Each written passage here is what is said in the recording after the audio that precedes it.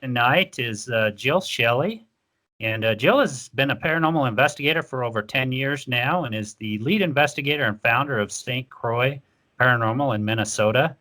Her group was featured on the Biography Channel's My Ghost Story for a local bar they investigated. And in 2018, Jill fulfilled her dream of purchasing a haunted location known as the Boyd House, where her team now does research and investigates and allows others to investigate there as well. At the house, they have seen shadow figures, captured EVPs, and heard disembodied voices, phantom footsteps, doors opening by themselves, equipment interaction, and objects moving.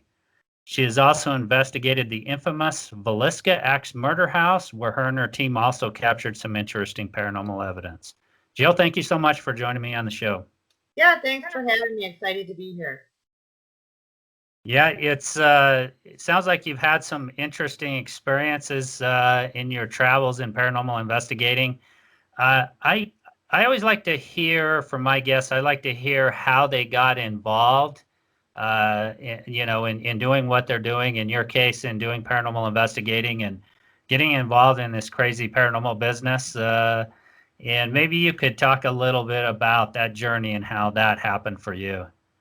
I've always kind of as a young child been fascinated by the paranormal. My cousins and I would just sit in the dark and listen to, we used to have records that told the old ghost stories and, just kind of scare each other and then watch scary movies. And so I was always really kind of fascinated at a young age. And my grandmother's house had some activity in it, and us kids could really feel and pick up on it. There was one room in particular that everybody hated it. Like, I did not want to go play in that room. It was always cold. You always felt like somebody was staring at you.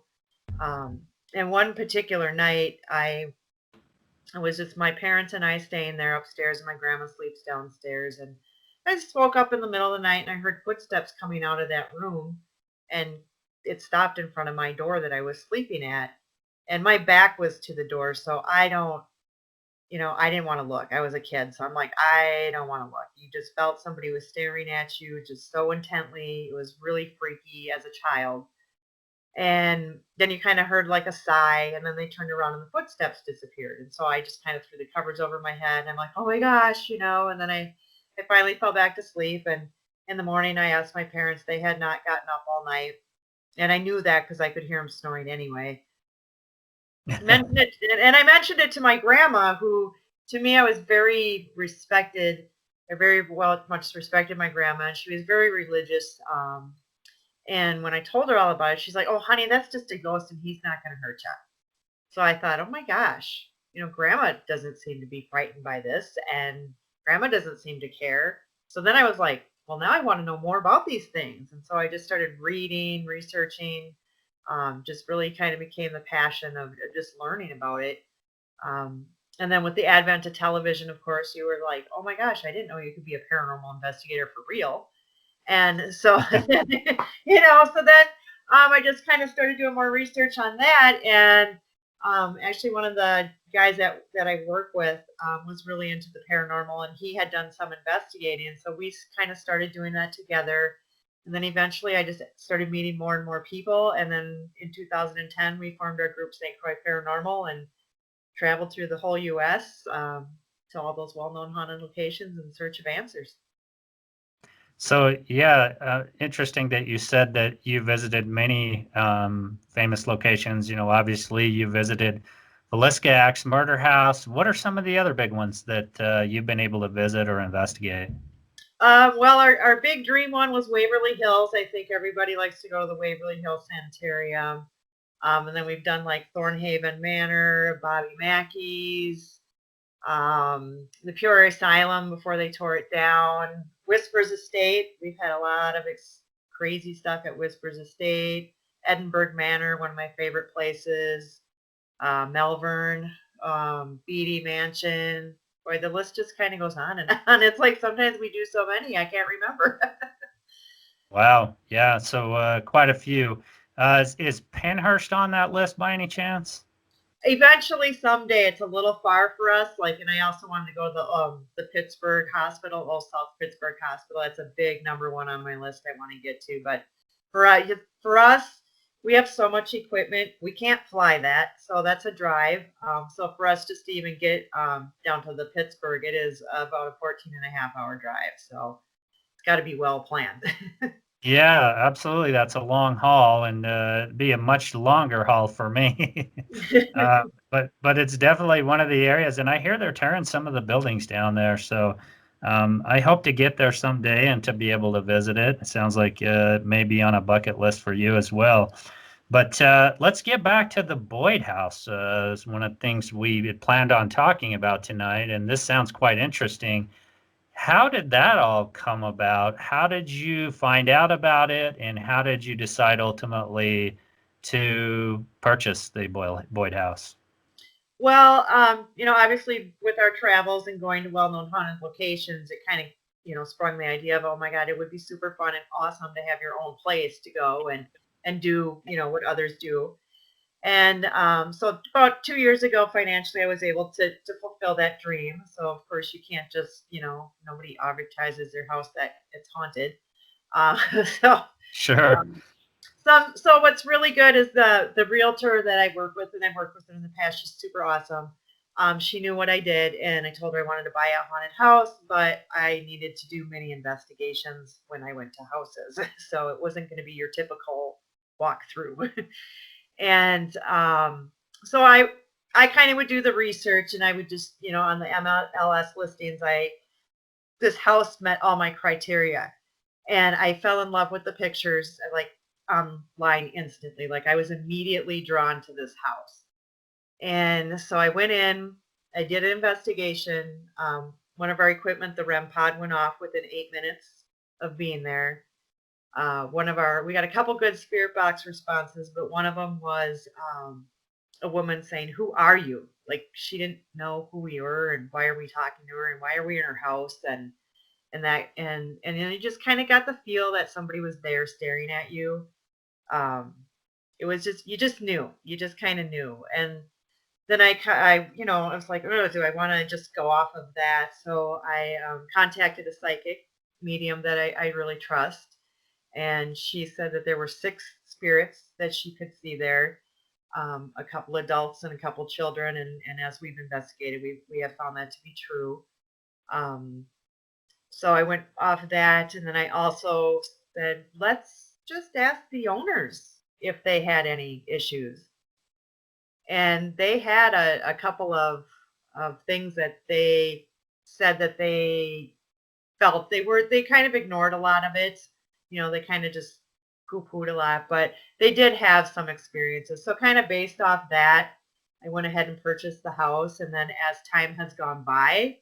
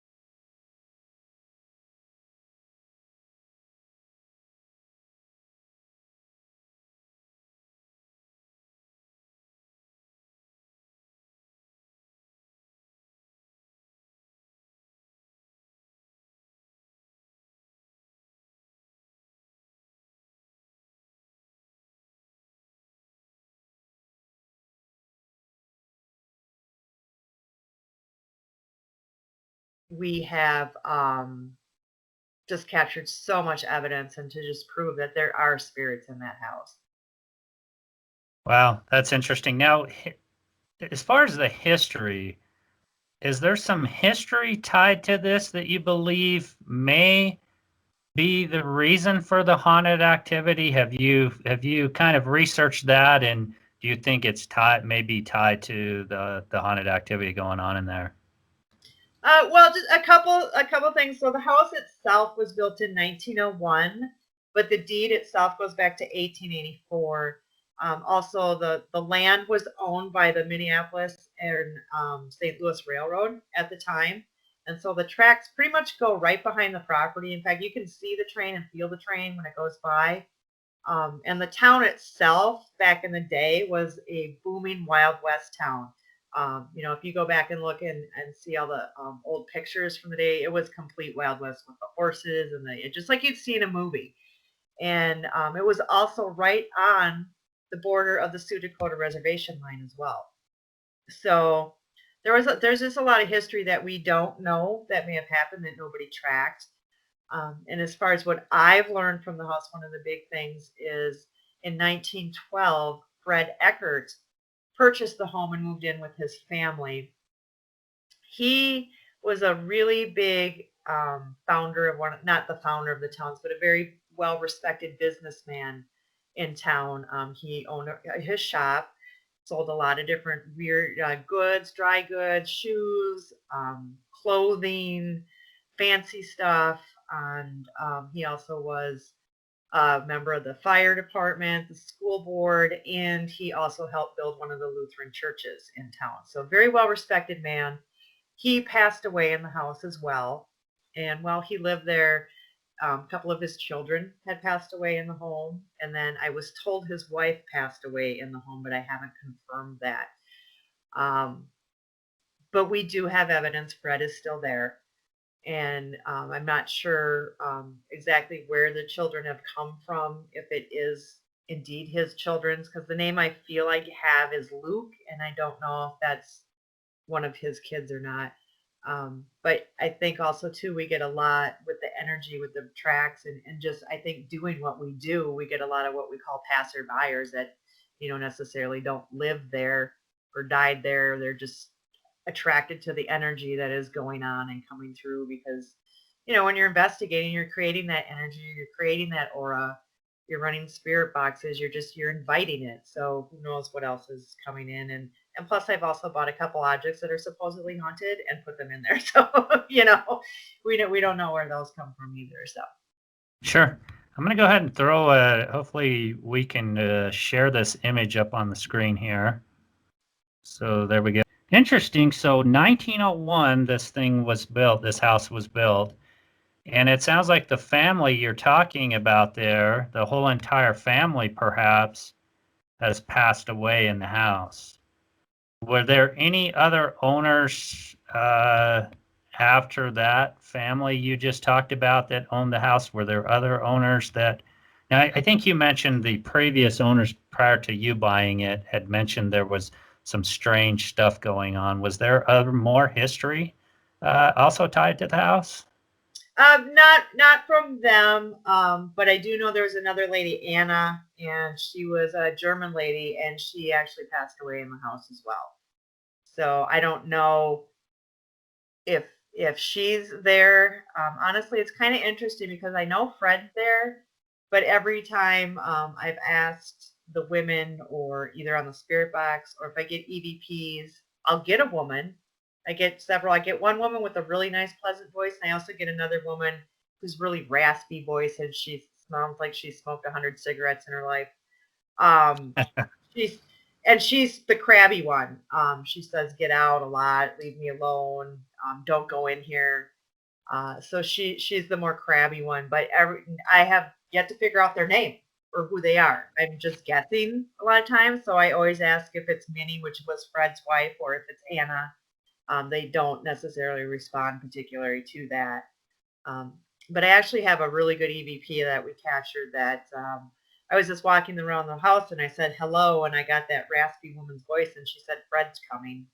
So again, another validation with Fred. So I thought that's pretty cool.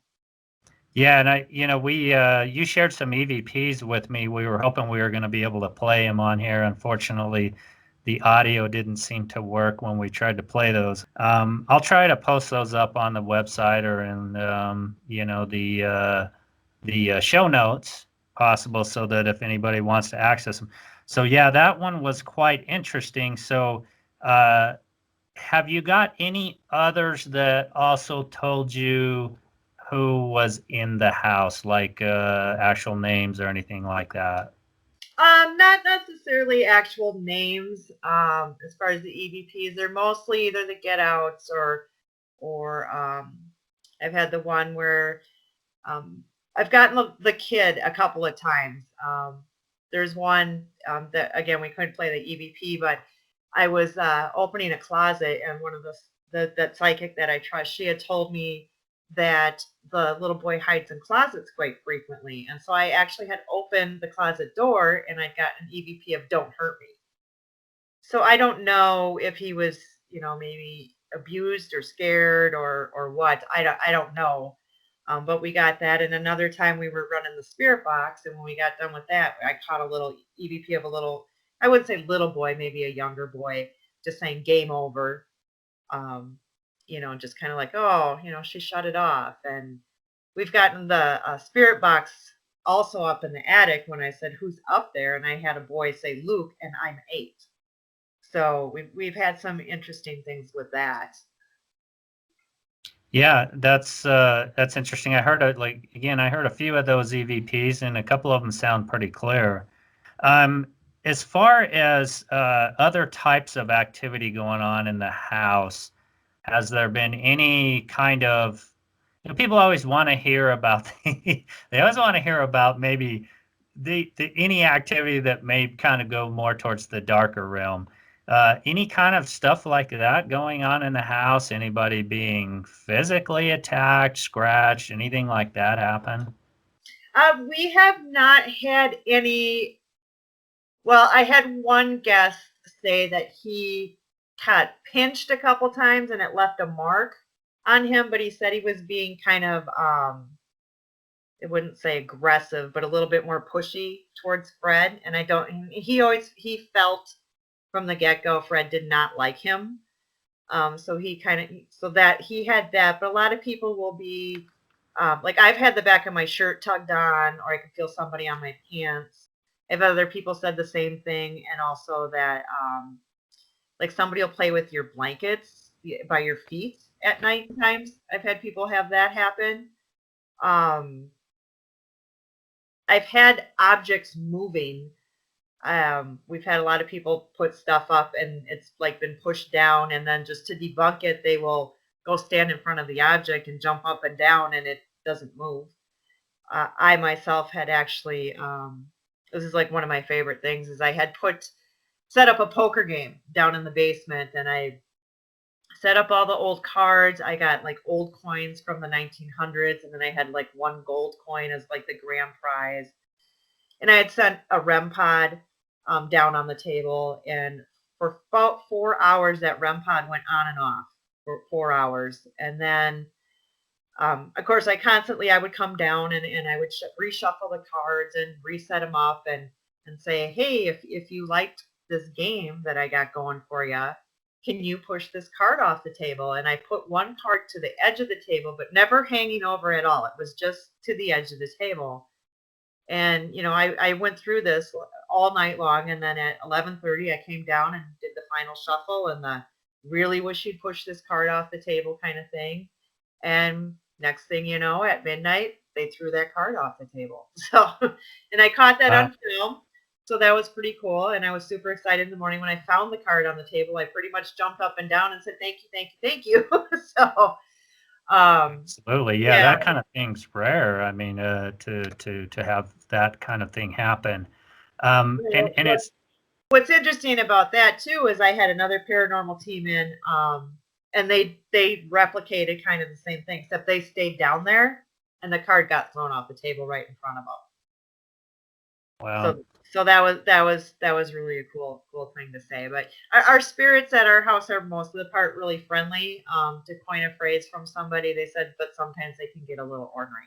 So So this is not a house you reside in, right? This is just a house that you go and investigate and do research.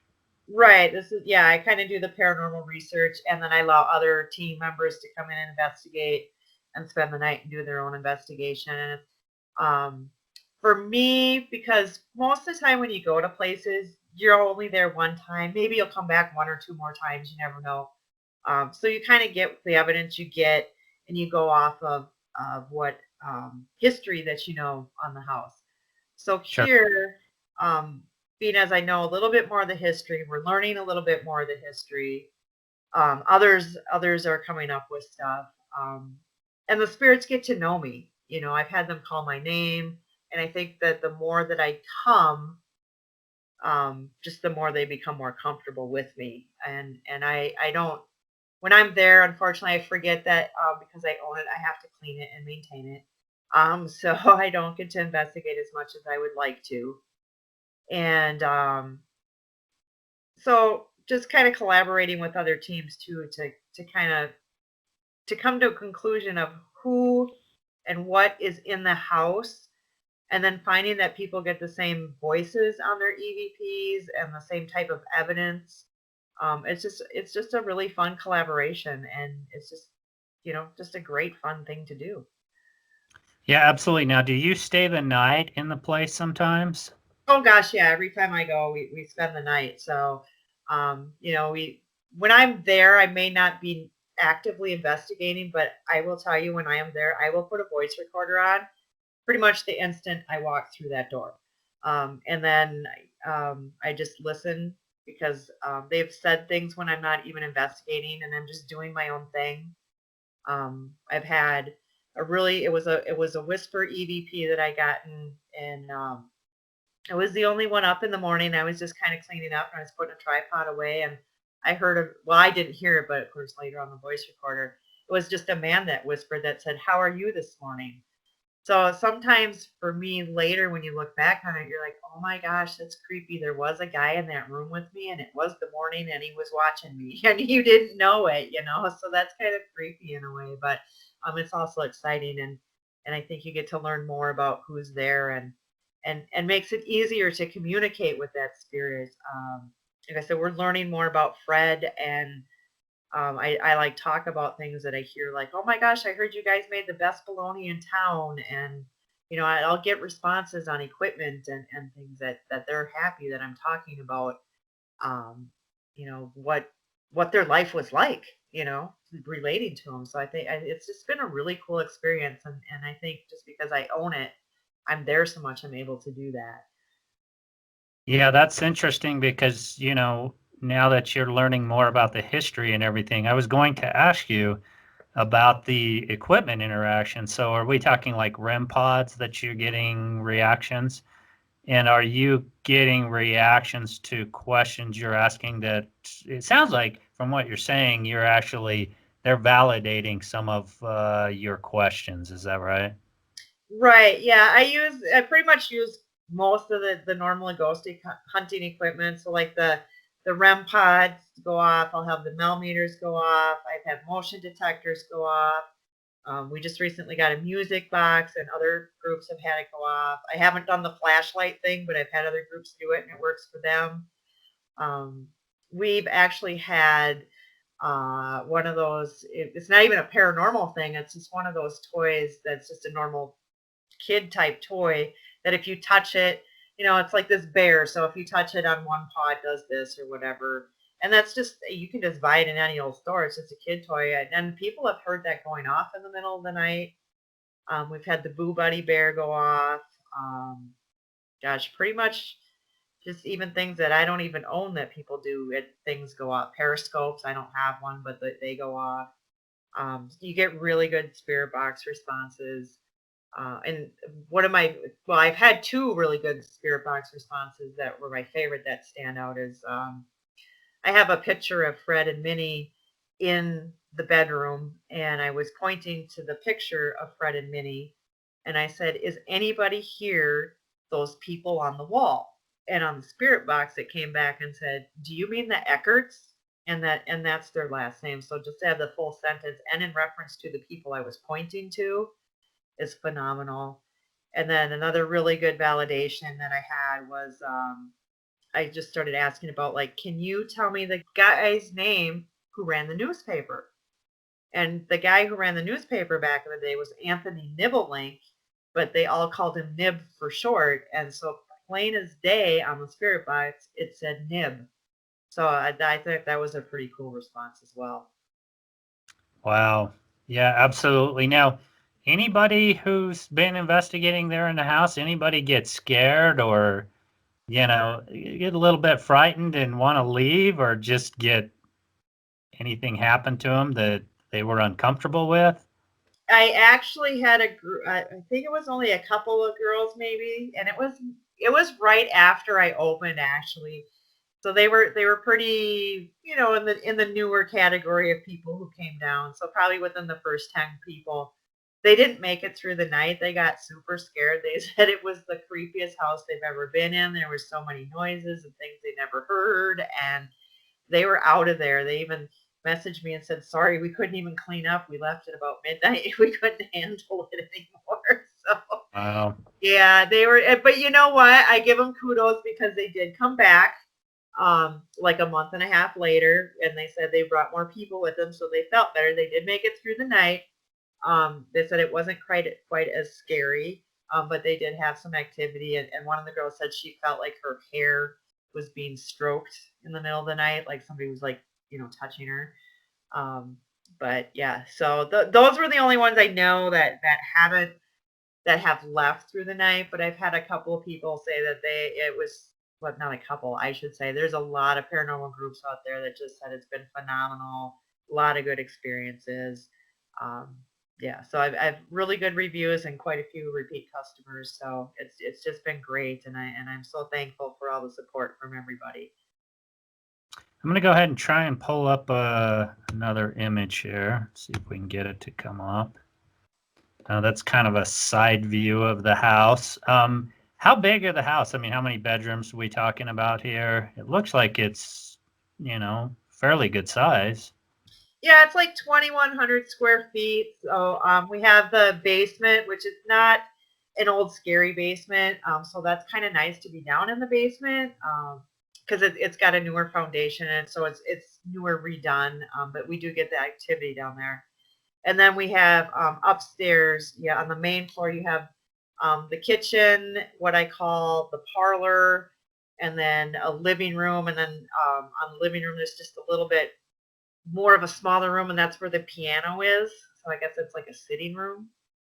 And then the stairwell, you have two entrances, so you can either come up through the kitchen or you can come up through the parlor. So again, it's kind of really cool. The house has so much old charm to it. It's got a crystal chandelier, natural woodwork. It's just a super cool house. But upstairs, then we have a bedroom. I turned one of the other rooms into a study, and then we have another bedroom, and then what I call like the kids' room, which is more like a second enclosed porch, because we also have an enclosed porch in the front. Um, and then we have the attic, which runs the full gamut of the house. So it's a big wide open attic, and you can go up in there. So you pretty much get activity on all levels of the house. Now, what would you consider the most active part of the home? For the longest time, I always thought it was the upstairs, but you know what? On any given day, it could be any floor. So, there's some days when nothing happens upstairs, and I'm so busy downstairs getting stuff. And yeah, I think it just depends on, and with spirits, they have energy levels, and it takes a lot of energy for them to interact and do things. So I think it just depends a lot on their energy, and if they choose to interact with you, because they might not like you and don't want to talk to you. So you can't make them do anything. So they're their own people. Yeah, Yeah, absolutely. It's funny because you mentioned names. That's amazing that you got the confirmation about the last name of the family. I've been doing paranormal investigating a number of years myself, and names are something that just seem to hardly ever come. What I have experienced is I've heard my name called on a couple of occasions where I know, they were EVPs, and I know it was not another, it was me and another group member. On a couple of occasions, we were the only ones on the floor, and I know it was nobody else's voices. We always did the thing where we would all go through the audio file and listen to it and comment on it and make sure everybody got their thoughts out on them. And there were two different occasions in one location that the team I was working with, we investigated a number of different times. And I had got both male and female voices that had said my name. Unfortunately, what I didn't get was I really didn't get them tell me their names. It just seems like, and I don't know about your experience in other locations, is that something you've managed to be able to capture? I I would have to really think hard, but off the top of my head, I don't think I've actually got a name as a true EVP, like on a voice recorder. Obviously, I've captured names on the spirit box, but nothing on the EVPs. You have them answer questions, or maybe they say a sentence and to something that's going on at the particular time, or a reference to what's going on at the particular time. But yeah, you're right. I don't think I've ever actually had an EVP answer me when I ask, "What's your name?" or "Can you tell me your name?" Yeah, it's bizarre, and it almost makes me wonder: do they have still that identity attached to them, whatever name they had in their normal life when they pass on? I don't know. It's just interesting that we um, very seldom, maybe on one or two occasions, there's been group members where they thought they'd captured a name, but it's been an EVP that wasn't entirely, you weren't absolutely sure what was being said. In other words, it wasn't necessarily a class A. And a lot of EVPs captured were intelligent and responses to things we were doing. It's just, I just always found that was interesting that very seldom did we, if ever, did we get names. And Unless they just don't want to know. It's like they're like, "Well, I don't want you to know who I am," maybe, or maybe they figure you should probably know who I am. This you was should my know who I am by now. yeah, exactly. So who knows? Yeah, that's interesting. Now I'm gonna really Yeah, absolutely. It is interesting. Now, you've obviously investigated in a lot of other places, a lot of other interesting places. We mentioned Villisca. And I've investigated many places myself, probably not, a lot of them are not places that others are familiar with. They're not well-known haunted locations. But any other types of activity that has either frightened you or just really kind of blown your mind? not necessarily frightened. I think places I've been startled in.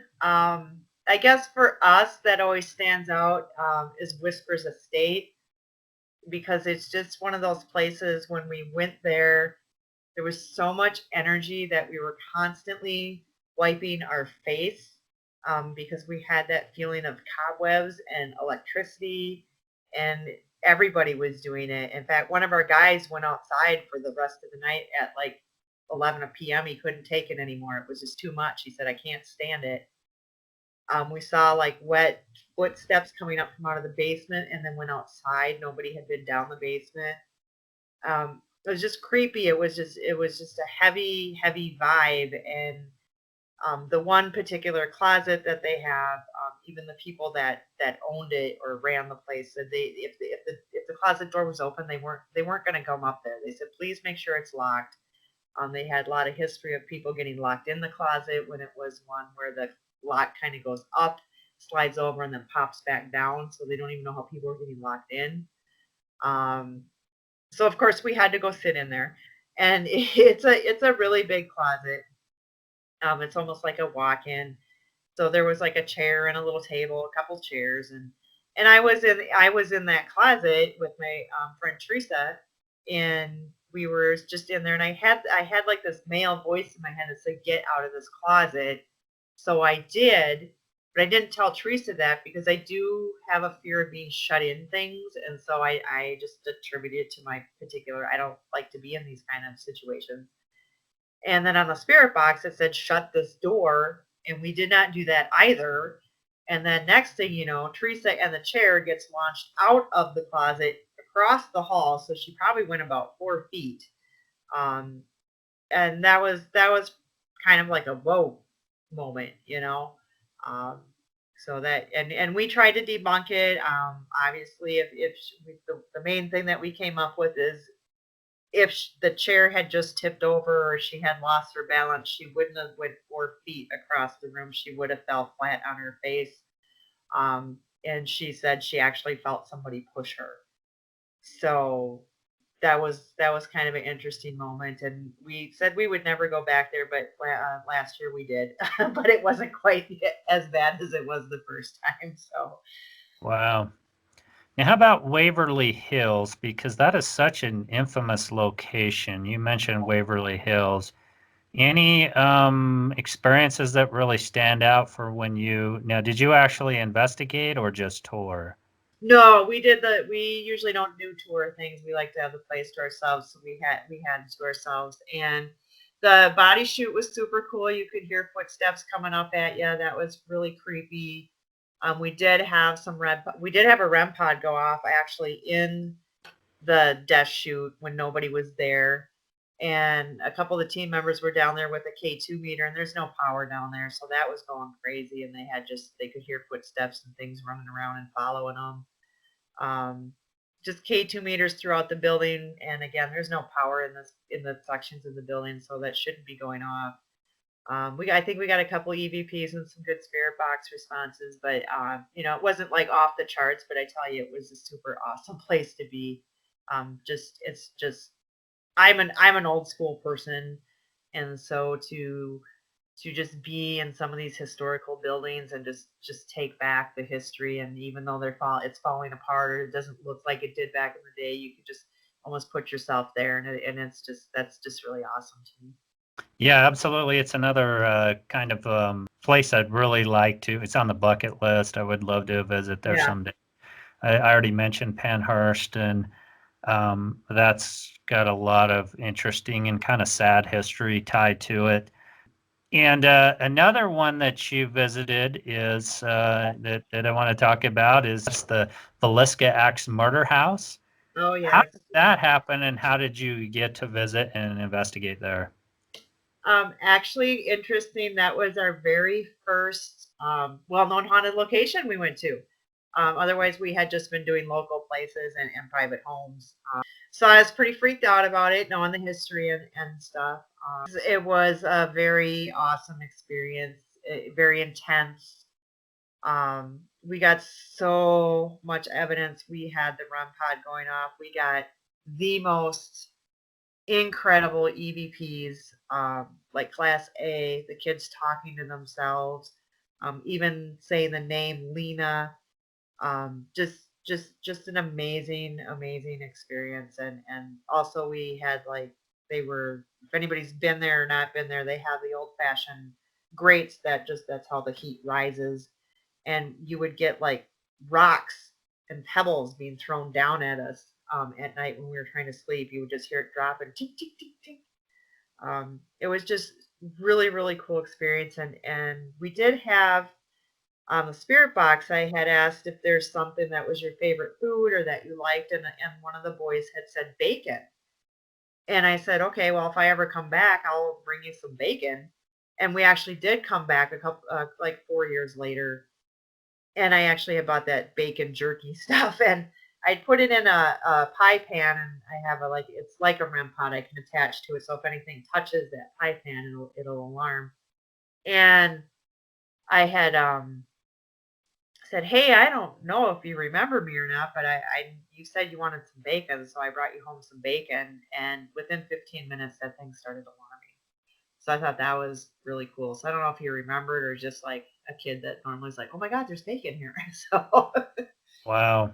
but Yeah, yeah, that's and then on our first visit, I almost had forgotten.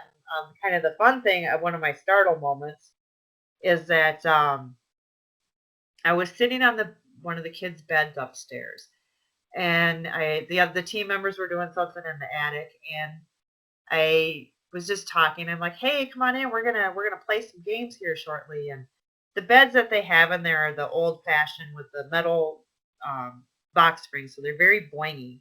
So when you sit on them, they bounce. And so I was just sitting there perfectly still, and all of a sudden the thing went boing, like somebody had sat on it. It was shaking, and so of course I got up and ran. but um, Sure. but then I came right back, and that was more of a startle moment. But then, yeah, we proceeded to have some really good K2 interactions and just some really good interactions. And again, at upstairs, there is no power in that building. So, yeah, it was just amazing, amazing place. Yeah, let's. I'm gonna pull up the picture here.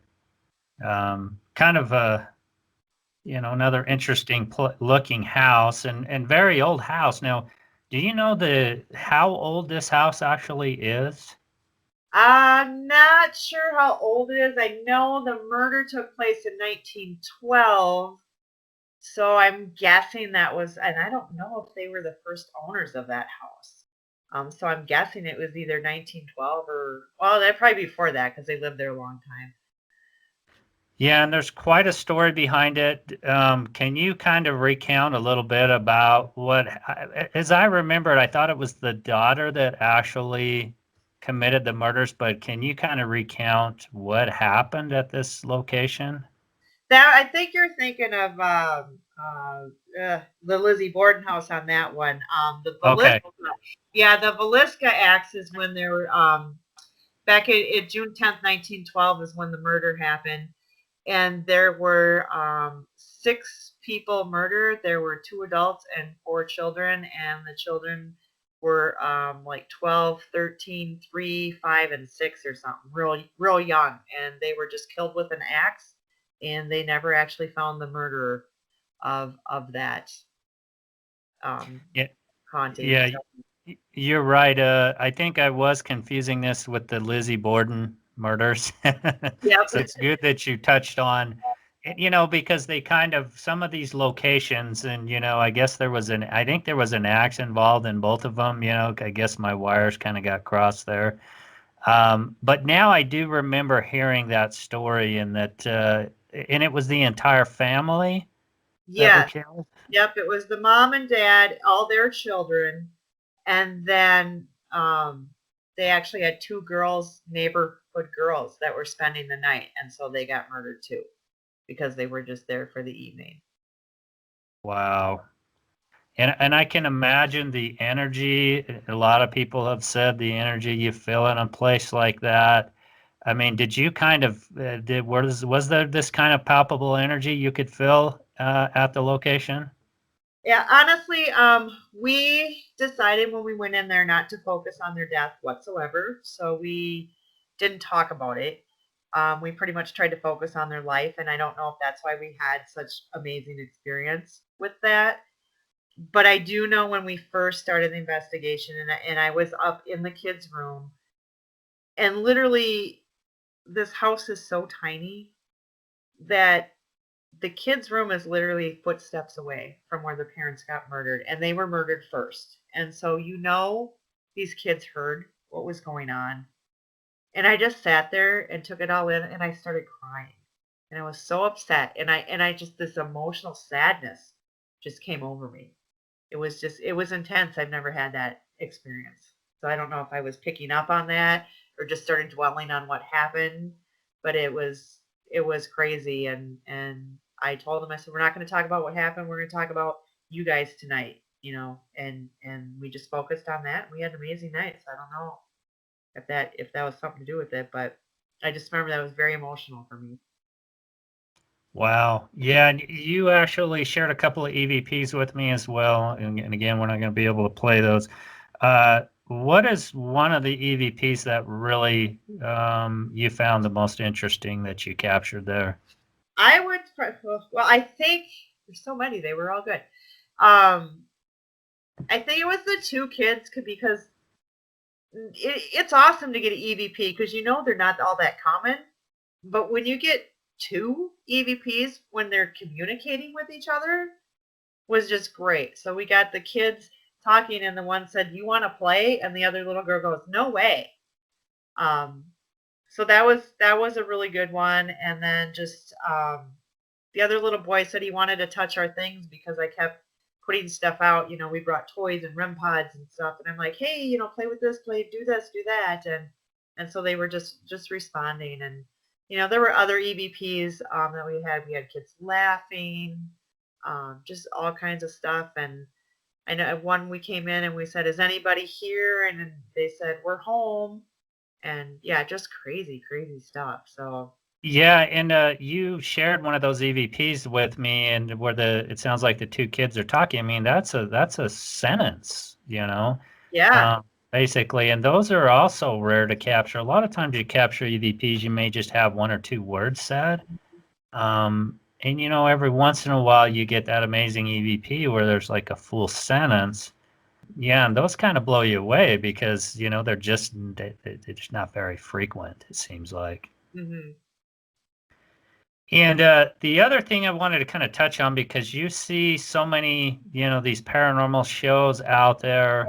Some of them are kind of a little bit more dramatic, if you will, than others. You see a lot of or talk of demonic activity going on. What's kind of your sense? Have you experienced any of that in all your travels and all your paranormal investigating that you've done? No, nothing really demonic. I feel that, I mean, it is there and it is around, but I think it's a rarity as far as the demonic and as far as true evil. I think some of the evil that people think they experience is just a crabby old person because they're ticked off that they're in your space. Um, and again, we have to think about TV as more of a Hollywood situation, because nobody's going to want to watch it if you're sitting around for 9 hours saying, "Hello, is anybody here?" People have to remember, for real investigating, it takes time, it's a lot of effort, and it's not constant nonstop action. And sometimes you may go somewhere and get nothing. Yeah, as far as anything demonic, we've been to only one place that supposedly had some demonic activity. Well, maybe two. And we didn't get anything like a evil type experience or super negative type experience. Just a little bit different, you know. I think they sucked the energy out of Teresa on one place where she was just falling asleep constantly. She wasn't herself. And she's a bartender, so she's used to being up all night. Just a little bit different on that. But yeah, nothing real evil. Yeah, and I think you mentioned you visited Bobby Mackey's. So that's one place where a lot of people say there's been perhaps, maybe darker demonic activity going on there. What was your experience there? It was really cool. I do know when we were in there, we heard like somebody go in the bathroom, but nobody did. And then that's common that they hear somebody in the bathroom. Like you could hear the door open. I kind of heard footsteps and then the door sound of it open. But we were like farther back in the bar, so it's not like I could actually see. I could just hear it. Um, and then there was one room, I don't remember, it was in the basement, and I'm not exactly sure which room I called that. Um, but it's almost like I had this energy behind me, almost like this energetic hug, like it had a hold on me. Like I literally could not move. Like I couldn't turn to the left, I couldn't turn to the right. And I was like ice cold, and it was just the weirdest. And I just said, "You need to back off me right now." And then it, like instantly, it just backed off. Um, and that was probably like the main experience. We had some K2 hits and spirit box, the typical kind of stuff. But again, just one of those historical places that you're like, "This is awesome that I got to go here." Yeah, absolutely. And it sounds like you've investigated several of them, so that's great. You've had the opportunity to do that. Now, Lizzie Borden, not the Lizzie Borden again. I'm crossing my wires here. The Villisca Axe Murder House. Is that somewhere if somebody pays like a group or something that they can go investigate there? Yeah. A lot of these places are places that you can go and pay to investigate. Um, as far as when you're doing investigating, is trying to find places, such as businesses and stuff. They don't always let you in or bars. So that's few and far between. And you don't do too many clients, as far as doing homes.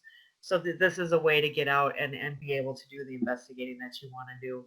Because, we want to do it legal, right? We're not going to go trespassing on property. We're not going to go searching in abandoned buildings and being places we're not supposed to be.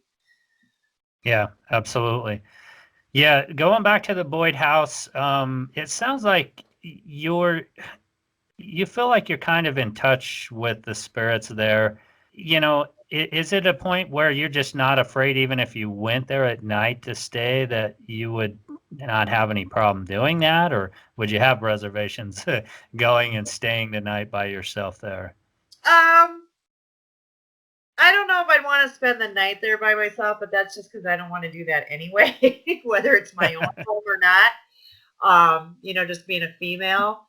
Um, but yeah, no, I don't have any reservations spending the night there. I have gone during the day by myself.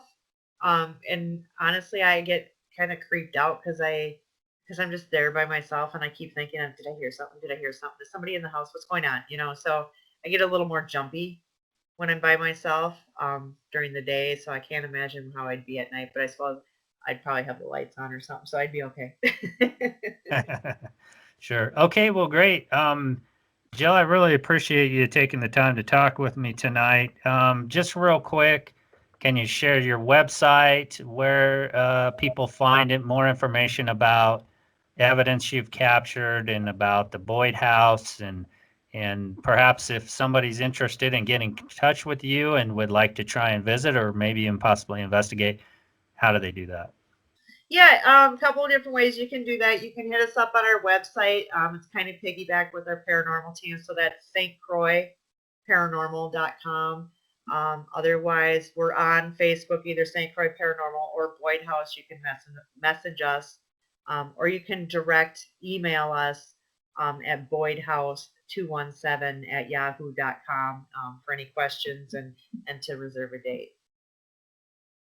Okay, great. Well, once again, Jill, thank you so much for joining me on the show tonight. Happy New Year, and have a great rest of your night. Yeah, you too. Thanks again for having me. It was a pleasure talking with you. Absolutely. Thanks a lot.